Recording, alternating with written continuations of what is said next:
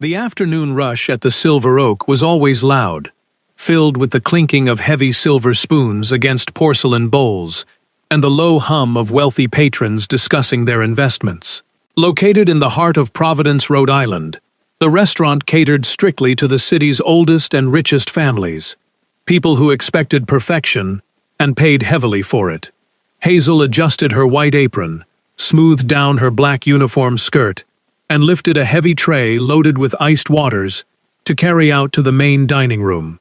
She was 25 years old, with tired eyes but a quick smile that she kept ready for the customers, no matter how long her shift had been. As she stepped through the double kitchen doors, she noticed a sudden shift in the room's energy, a cold silence spreading from the front entrance, like ink in water. Standing just inside the glass doors was an old woman who looked completely out of place among the velvet booths and polished mahogany tables. The woman had white hair pulled back into a tight bun, her face lined deeply with the marks of her 80 years, and she leaned heavily on a dark wooden cane with a worn handle. She wore a bone-colored wool sweater that had been neatly mended at the elbow, a long plain skirt, and scuffed black shoes that had been polished with care but were clearly ancient. She carried no designer purse, wore no makeup, and simply stood there with her bright, alert eyes scanning the room, waiting for someone to acknowledge her presence. Thomas, the floor manager, stood near the podium, his posture stiffening the moment his eyes registered the old woman's appearance. He spent less than 2 seconds calculating her value, his gaze lingering on the mended sweater and the cheap wooden cane, before he looked away, pretending to study his reservation book. The restaurant continued to move around the old woman, like river water flowing around a stubborn stone, every waiter and guest deliberately avoiding her gaze, as if looking at her might make her poverty contagious. It took Thomas nearly 2 full minutes to finally walk over, his face twisting into the plastic smile he saved for people he intended to evict without causing a scene. He stopped a few feet away from her, keeping his hands behind his back, his voice dripping with an artificial politeness that fooled no one. He asked if she had a reservation, his tone implying that she clearly did not belong in a place like this during the busy lunch hour. The old woman did not flinch or lower her eyes. She simply answered in a calm, steady voice, asking if a reservation was truly required to buy a meal at 2:15 in the afternoon. Thomas shifted his weight, telling her that the house was completely full, even though a prime table right next to the large front window had been empty for over half an hour. The old woman looked past his shoulder at the empty table, her eyes filled with a quiet understanding of exactly what he was doing, and she repeated his words slowly, noting that he claimed they were full. At the table nearest to the door, 2 well-dressed women with expensive leather bags hanging from their chairs looked up from their salads to stare at the old woman for a brief moment. One of them stirred her greens with a silver fork, whispering loudly enough for the surrounding tables to hear, saying that management shouldn't allow people like that inside because it ruined the atmosphere and frightened the regular clientele. The second woman laughed softly, telling her friend not to make eye contact because once you showed pity to people like that, they clung to you like tape. The old woman heard every single word, her sharp eyes turning toward them for a fraction of a second, but not a single muscle in her lined face moved to show she was hurt. She stood her ground, gripping her wooden cane, silently deciding whether she should turn around and walk back out into the cold afternoon air or continue waiting for a shred of human decency. From across the crowded room, Hazel saw the entire exchange while holding her water pitcher, her chest tightening with a familiar anger at how easily people could disregard an elder. She did not stop to think about the restaurant's strict hierarchy or the fact that Thomas could fire her on the spot for interfering with his management of the front door. She set her heavy pitcher down on a side station, smoothed her apron one more time, and walked directly toward the entrance with long, purposeful strides. Hazel stepped right between Thomas and the old woman, breaking the hostile silence with a warm smile that crinkled the corners of her eyes as she welcomed the guests to the restaurant. She asked the woman if she was dining alone and if anyone had taken the time to help her yet, her voice full of genuine respect, that made the old woman's eyes soften instantly. The old woman sighed gently, stating that she felt somewhat forgotten, but that she didn't want to cause any trouble if there was no room for her in such a fine establishment. Hazel shook her head quickly, reaching out to offer her forearm as support, telling her that there was always room and inviting her to lean on her without any worry. Thomas stepped forward, his teeth clenched as he whispered harshly to Hazel, reminding her that the window table was strictly reserved and that she was overstepping her duties. Hazel did not back down. She held Thomas's gaze with a fierce steadiness, pointing out that the table had been empty since 11 o'clock and that this guest had arrived first. Thomas let out a sharp breath, his face turning red with frustration, but he finally stepped aside because he knew creating a louder scene in front of the wealthy patrons would be far worse for his job. Hazel turned back to the old woman, her voice becoming gentle again as she guided her toward the sunlit window table, promising her that the warmth of the sun would make her comfortable. The walk across the marble floor was slow, with Hazel adjusting her long strides to match the short, hesitant steps of the elderly woman, never pulling or rushing her along the path. The dark wooden cane made a slow, rhythmic thudding sound against the polished floor, and Hazel walked in perfect time with that rhythm, ignoring the stares of the other customers. When they reached the table, Hazel pulled out the chair with care, making sure the old woman was stable before she took the cane and leaned it securely against the wall, where it wouldn't fall. She unfolded a linen napkin and placed it gently over the woman's lap, then asked if she could bring her a cold drink to help her cool down after walking in the midday heat. The old woman looked at the large, leather-bound menu Hazel handed her, her fingers tracing the gold lettering on the cover, before she looked up with a look of sudden worry. She whispered to Hazel that the prices looked far too high for her budget, and that she didn't want to get into trouble by ordering something she could not afford to pay for. Hazel leaned in closer, lowering her voice so that no other staff members could overhear, and spoke to her with a comforting frankness that bypassed all the restaurant's stuffy rules. She told the woman to completely ignore the expensive entrees on the main page, explaining that they were overpriced and not worth a whole week's worth of grocery money. Hazel pointed to a small section at the very bottom of the menu, telling her about the house corn chowder that came with a basket of fresh, warm bread and a complimentary glass of sweet hibiscus water. She promised the old woman that the soup was incredibly filling and delicious, meaning they could get her fed well without causing any pain to her purse. The old woman stared at Hazel for a long moment, a small, knowing smile appearing on her face, one that seemed to hold far more wisdom than a regular stranger should possess. She praised Hazel for being excellent at business, and told her to bring out the soup and the bread, asking for the young woman's name so she wouldn't have to call her over by waving. Hazel introduced herself as Hazel Dominguez, explaining that her mother had given her the name because she believed in kindness, and told the guest to stay comfortable while she fetched the food. As Hazel walked back toward the kitchen with a light heart, she had no idea that her simple act of kindness was actually the first part of a test she didn't know she was taking. No one else in the dining room paid any attention to the interaction, believing it was just a low-wage waitress wasting time on a poor customer who wouldn't leave a tip. But from the shadows of the kitchen doorway, a man stood completely still, a linen napkin clutched in his pale hand as his dark eyes followed Hazel's every move. The man standing in the shadow of the kitchen door was Garrick, the owner of the Silver Oak, though very few people in the city knew the true nature of his identity. He had thick, snow-white hair that fell perfectly around his sharp features, and his skin was as pale as winter marble, untouched by the sun that rose and fell over Providence. To the human world, he appeared to be a wealthy businessman of 41 years. But in reality, he was a vampire king who had ruled his hidden people for centuries from the shadows.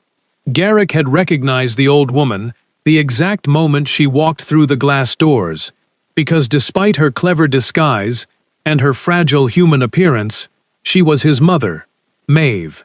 He had been about to step out into the dining room to protect her, to scold her for walking the city streets dressed like a beggar, when something about her quiet stillness stopped him.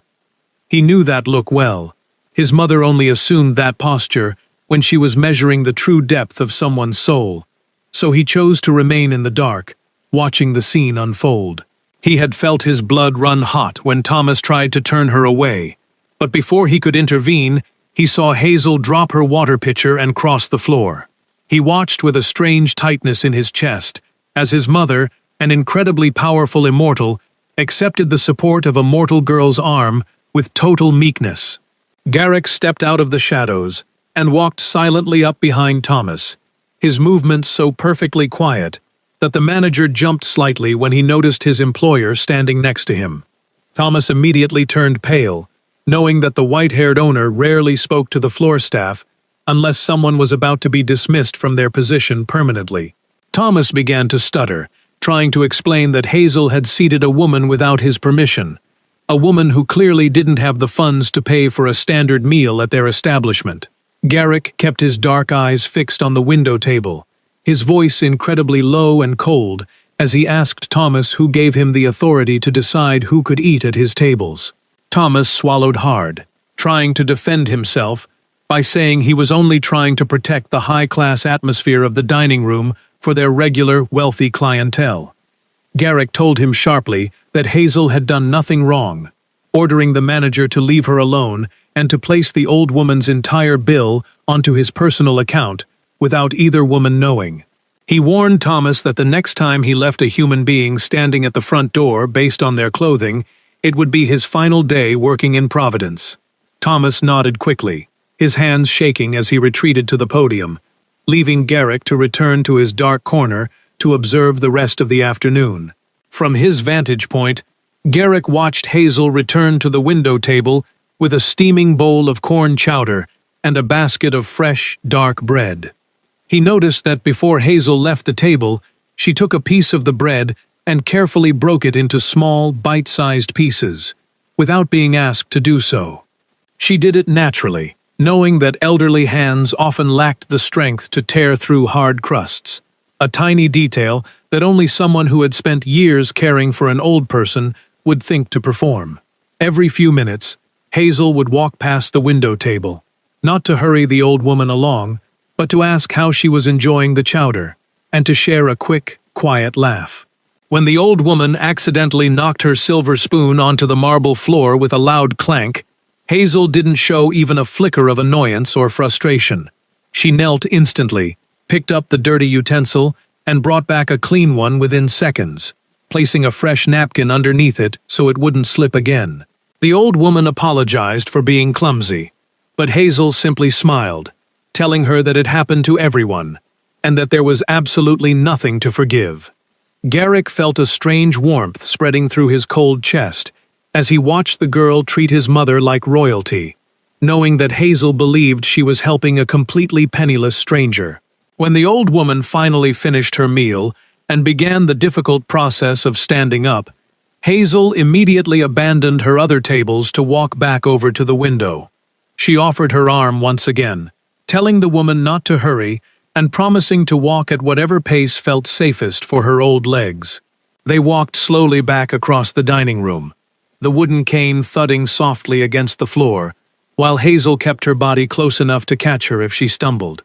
Before they reached the glass doors, Hazel reached out and gently adjusted the collar of the bone-colored sweater, smoothing it down over the old woman's shoulder with a tender familiarity.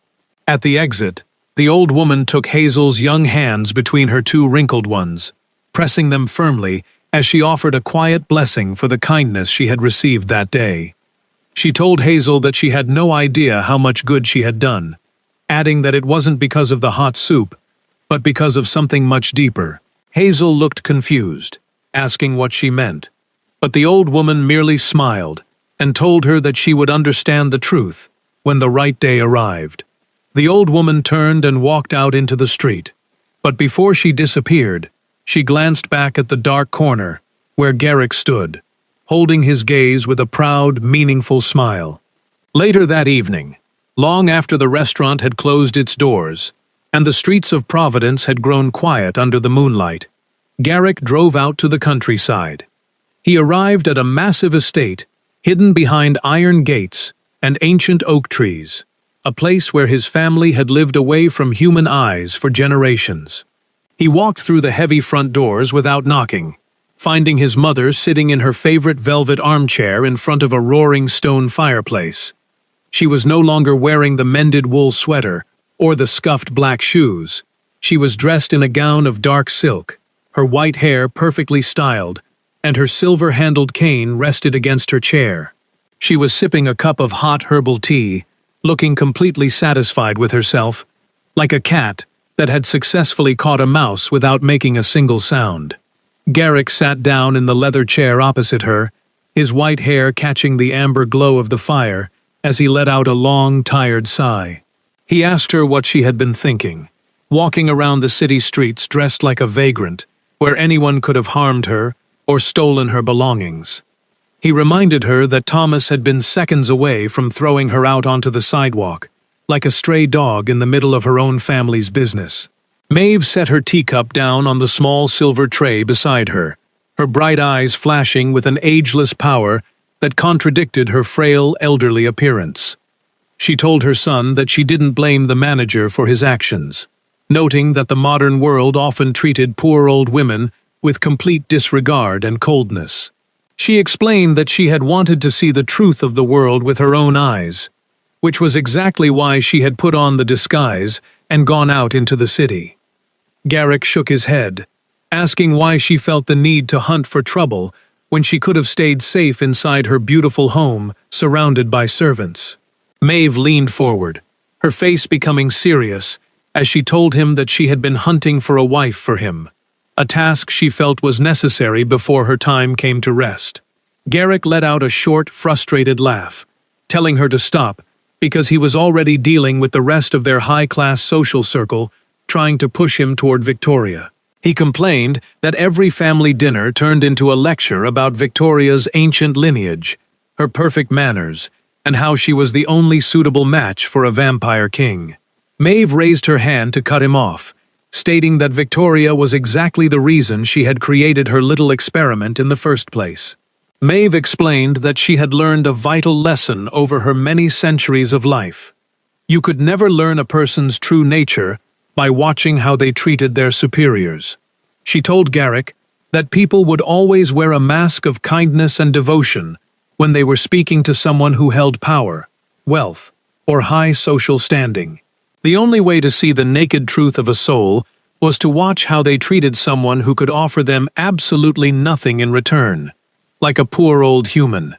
She had worn the rags so that she would appear completely useless to everyone she met, becoming a ghost that the selfish world would choose to ignore or trample.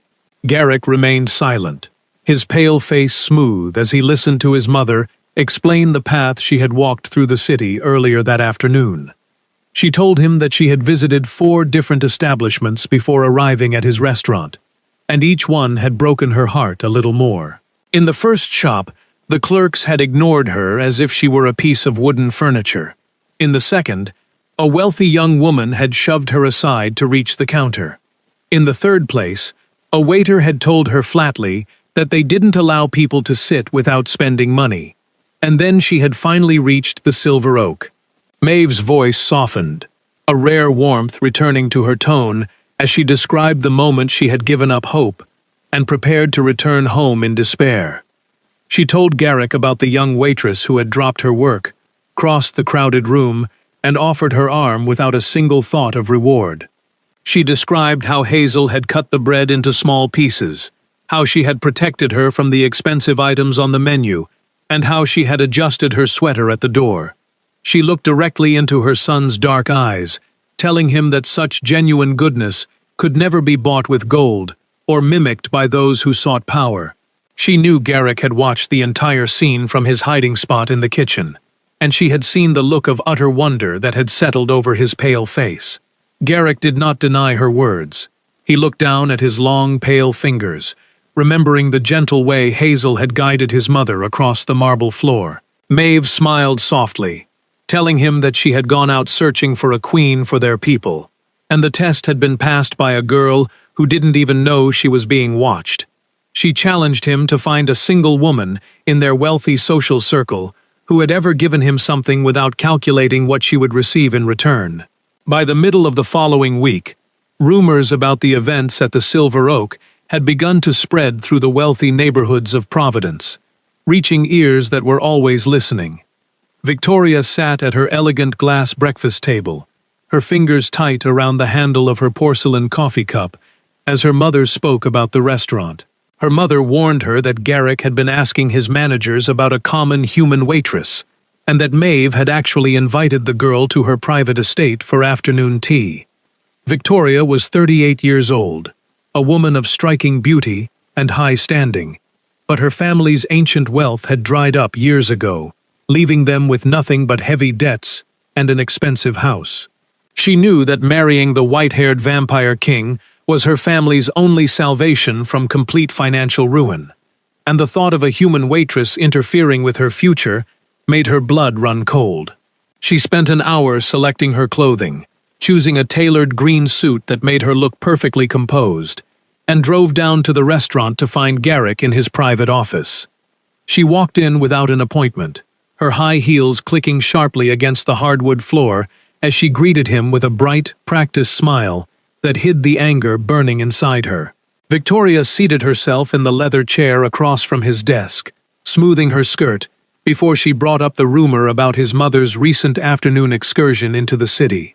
She laughed softly, a sound like breaking glass, saying she found it incredibly sweet that Maeve was spending her time doing charity work with the restaurant's low-wage staff.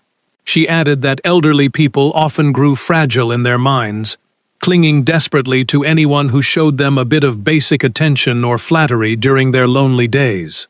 Garrick did not look up from his paperwork immediately, his pale skin appearing almost blue under the soft desk lamp as he listened to her smooth, dangerous voice. He stated firmly that his mother's mind was perfectly sharp, but Victoria merely smiled, leaning forward to plant the first seed of doubt into his thoughts. She suggested that a simple girl from the working class would easily recognize the wealthy dowager queen, or at least notice a lonely older woman who looked like an easy target for manipulation. She pointed out that a clever waitress would know exactly how to act sweet and helpless if she thought it might lead to a larger tip or a permanent way out of her difficult life. Victoria kept her tone gentle, pretending to speak out of deep concern for his family's safety and reputation, knowing exactly which old wounds to touch within Garrick's mind. She reminded him that they belonged to a world where everyone always wanted something from them, where every smile had a hidden cost, and every friendship was based on advantage.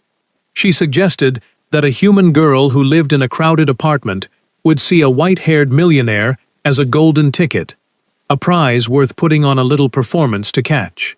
Garrick felt a familiar, cold weight settle into his stomach, as her words echoed the suspicions he had carried for over 100 years of his long life. He thanked Victoria for her perspective, his voice tight and devoid of any emotion, as he stood up to signal that her time in his office had come to an end. Victoria rose gracefully, adjusting her leather handbag over her arm, leaving him with a final warning to test the girl thoroughly before allowing her any closer to his home. Once she was gone, the silence in the office felt suffocating as Garrick stared at the empty chair, the toxic doubt beginning to twist the beautiful memory of Hazel's kindness into something ugly. 2 days later, the poison Victoria had planted drove Garrick to make an error that would nearly cost him the only real connection he had ever found. He called Hazel into his office at the end of her evening shift, keeping his desk between them, as he reached into his drawer and pulled out a thick white envelope. He slid it across the polished wood toward her, his face a smooth mask of cold business, as he told her it was a special bonus for her exceptional service to his mother. Inside the envelope was more money than a waitress could earn in 2 full years of hard labor, a sum that could easily change the life of a working-class family. He spoke to her using the distant, formal tone of an employer paying for a simple task, deliberately turning her beautiful act of grace into a common street transaction. He was testing her, desperately hoping she would refuse it, but his fear made him present the offer in a way that felt like a deliberate insult to her character. Hazel looked down at the thick envelope, her fingers trembling slightly as she realized exactly what the white-haired owner was doing by offering her cash for a gesture that had come from her soul. Hazel kept her eyes fixed on the white envelope for a long, painful moment before she reached out with 2 fingers and slowly pushed it back across the desk toward Garrick. Her voice was quiet but incredibly firm, as she told him that she had not offered her arm to that elderly woman for money, and she certainly wouldn't start charging for it now. Garrick frowned, telling her to be sensible, because the amount inside could easily solve many of her practical problems and provide a comfortable cushion for her future. Hazel let out a sharp breath, her eyes flashing with a sudden fire, as she admitted that the money would indeed change her entire life, allowing her to pay for her mother's medical bills. She didn't deny her poverty, telling him that she shared a tiny room with 2 other girls, and that turning down such wealth caused her deep physical pain. But she explained that if she accepted his money, the memory of what she did for that old woman would become a cheap thing that had been bought and paid for by a rich boss. She stood up straighter, her voice rising slightly as she told him that she had helped the woman because she reminded her of her own grandmother, who had passed away years ago. Hazel described how her late grandmother had once been forced to sit on a hard wooden bench at a city medical clinic for 3 hours without a single person offering her a cup of water. She explained that the clinic staff had ignored her grandmother simply because she wore old clothes and lacked the money to buy better treatment while wealthier patients passed her by.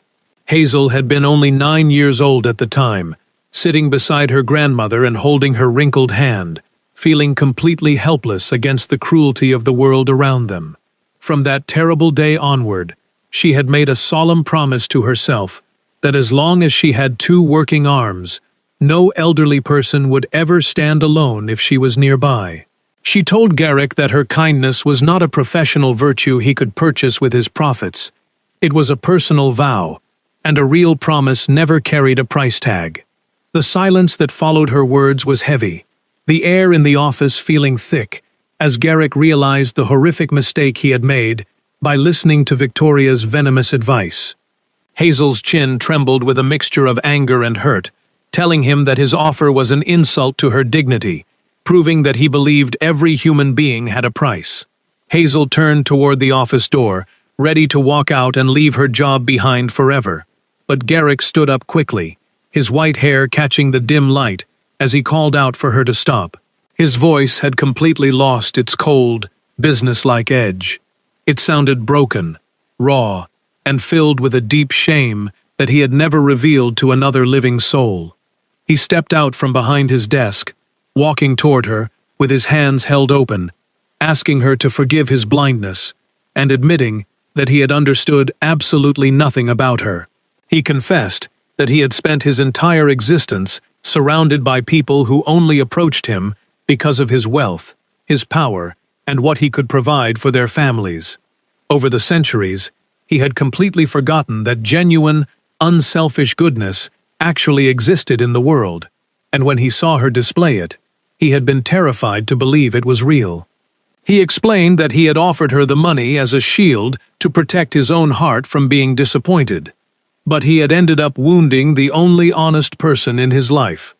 Hazel turned around slowly, her eyes wide with surprise, as she demanded to know who the old woman with the mended sweater truly was to him. Garrick looked at her with total vulnerability, shedding all his royal pride as he confessed that the elderly woman was his mother, Maeve, the woman who owned the very ground they stood upon. Hazel gasped, covering her mouth with both hands, as she remembered telling the owner's mother to avoid the expensive food and giving her advice from one poor woman to another. She cried out in embarrassment, saying she had treated the great Dowager Queen like a forgotten grandmother who needed to save her pennies for groceries. Garrick smiled gently, telling her that treating his mother like an ordinary human was the greatest gift she could have ever given to his family. He explained that his mother had dressed in rags on purpose to see how the world would treat a person who held no value in the eyes of high society. Out of the entire crowded restaurant and the busy city streets, Hazel had been the only soul to offer comfort without knowing she was being judged by a queen. He stepped closer, his dark eyes locked onto hers, as he delivered the truth he had carried since that afternoon, confessing that he hadn't fallen for her because of how she treated him, but because of how she loved a stranger who seemed to have nothing. The following Sunday afternoon, Hazel found herself walking up the long brick driveway of the grand countryside estate, her heart hammering wildly against her ribs with every step. She had promised Maeve that she would come for afternoon tea, and despite her fear of meeting the white-haired owner outside of work, she refused to break a promise to an elder. Maeve welcomed her warmly into a sunlit parlor, completely ignoring Hazel's stammered apologies about the cheap soup recommendations and the informal language she had used at the restaurant. They sat together on a soft cream sofa, and Hazel spent an hour sharing stories about her family, describing how her mother worked from dawn until dusk, selling street food outside a local school. She spoke with deep pride about how her family had survived through hard work and mutual love, and Maeve listened with a gentle smile, occasionally patting the young woman's hand with affection. The peaceful afternoon was suddenly shattered when the parlor doors flew open, and Victoria stepped into the room without an invitation, dressed in an incredibly expensive silk gown. Victoria carried a large bouquet of roses, her eyes narrowing as she spotted the human waitress sitting comfortably on the furniture reserved for the city's elite patrons. Victoria walked over with a sharp, artificial laugh, making a cruel comment about the humbleness of Hazel's name, and asking what kind of business her street vending family operated in the lower parts of town. Hazel answered honestly and without a shred of shame, stating that her mother sold corn cakes to school children and that she herself was proud to work as a waitress at the restaurant. Victoria turned to Maeve, using a sweet, mocking tone to praise the older woman for being so incredibly generous that she allowed the domestic servants to sit in her private parlor. Maeve's face turned as cold as winter ice as she looked at Victoria, asking her quite plainly who had given her permission to enter her home and interrupt their private conversation. Victoria faltered for a second, her smile tightening as she claimed she was simply passing by to drop off the flowers, pretending she didn't realize the meeting was so exclusive. Maeve told her to sit down and remain quiet, her voice holding a heavy authority that made Victoria drop her bouquet onto a nearby side table and take a seat in total silence. Maeve then began to rise from her sofa to reach for the silver teapot on the table across from her, leaning her weight onto her dark wooden cane, as she always did. But as she stood, the silver tip of her cane found a smooth patch of polished marble floor, slipping out from under her with a sudden, sharp clatter. At 80 years old in her physical form, a sudden fall toward the hard floor could mean a shattered bone, a disaster that could mark the beginning of the end for an elder's health. Victoria, who was standing less than 2 feet away from the older woman, instinctively took a large step backward to avoid being caught in the messy collapse. Her body reacted out of pure selfishness, her hands moving to protect her expensive silk dress from being wrinkled or stained by an old woman's falling tea and heavy body. Hazel did not pause to calculate the cost of her clothes, the value of the porcelain, or who might be watching her reactions in that crucial split second. She dropped her own teacup, letting the delicate china shatter into 100 pieces against the floor, and lunged forward across the parlor with incredible speed. Hazel threw her entire body into the space between Maeve and the hard floor, catching the older woman with both arms before her fragile frame could make contact with the marble. She absorbed the full weight of the fall with her own knees, her hands holding Maeve securely, while her eyes searched the floor for the stray wooden cane that had rolled away. She reached out, snatched the cane from the floor, and placed it firmly back into Maeve's shaking hand, her voice full of urgent concern as she checked for injuries. She guided Maeve gently back into the cushions of the sofa, smoothing her hair and adjusting the pillow behind her back with the exact same tenderness she had shown at the restaurant window. Garrick, who had just entered the room after hearing the breaking china, stopped dead in his tracks, his heart freezing in his chest as he witnessed the scene. Maeve took a long, steady breath, her hand tightening around Hazel's arm as she looked past her toward Victoria, who was still standing 2 steps away with a pale, guilty face. The silence in the parlor was absolute, as Maeve kept her eyes fixed on Victoria, her voice dropping into a soft, steady tone that held no anger, only a deep and heavy sadness. She pointed out the undeniable truth of what had just occurred, noting that when her life had been in danger, Victoria had moved away to protect her own comfort, while Hazel had thrown herself into harm's way. Victoria's face flushed red with humiliation as she tried to stammer out an excuse, claiming that her movement had been a simple reflex and that she had been about to help before Hazel interfered. Maeve shook her head slowly, telling her that a true reflex always revealed what a person carried deep inside their heart when there was no time to put on a performance. She told Victoria that she understood her desperation, admitting that she too had once been a girl from an old family, with nothing left but a beautiful name and a mountain of hidden debts. She spoke softly, telling Victoria that the fear of losing her high social position was not a sin, but trying to destroy a good person to save herself was an act of cowardice. Maeve advised Victoria to stop fighting for a man who did not belong to her, and to go out into the world to find someone who would value her for who she truly was, behind the expensive silk dresses. She patted Victoria's trembling hand, wishing her well, and telling her to leave the estate in peace, an act of mercy that allowed the younger woman to exit without a louder scandal. Victoria gathered her things and walked out of the house, her head lowered, carrying a heavy lesson about her own heart that she would spend many years trying to understand. Hazel remained kneeling on the floor next to the sofa, her hands still steadying Maeve's knees as she asked if they needed to call a doctor to check her bones after the slip. Maeve smiled beautifully, her eyes shining with tears as she touched Hazel's cheek with her wrinkled fingers, telling her that she was completely unhurt thanks to her quick thinking.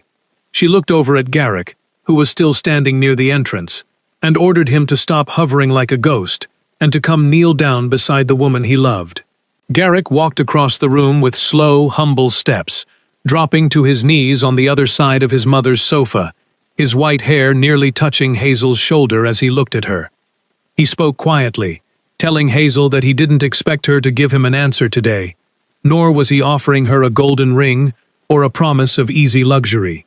He explained that he was simply asking for one small chance to walk beside her in the days ahead, promising to learn how to move at her own slow, honest pace. Hazel looked at the white-haired king, then down at her own working hands, her heart pulling her toward his pale face, but her mind still cautious about entering a world so completely different from her own.